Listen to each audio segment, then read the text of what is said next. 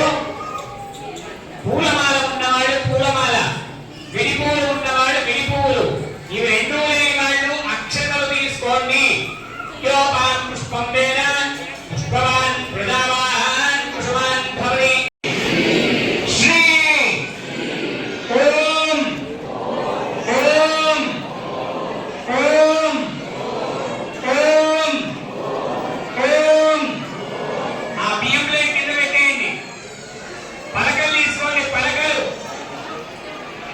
ఆ పలకల మీద కొందరికి అక్షరాలు ఉన్నాయి, ఆ అక్షరాల మీద తిప్పించండి. కొందరికి శ్రీ అనే అక్షరం పెట్టించాను.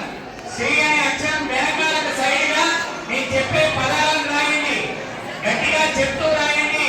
శ్రీ శ్రీ శ్రీ ఓం ఓం ఓం నమః నమః నమః నమః శివాయ శివాయ శివాయ సిద్ధం సిద్ధం సిద్ధం నమః నమః నమః నమః శివాయ సిద్ధం నమః. వదిలేయండి, చాలు. ఒక్క అక్షరం రాసినా చాలు పిల్లలు. వదిలేసారా? అమ్మవారిని దిక్కు చూస్తూ నమస్కారం చేస్తూ చెప్పండి.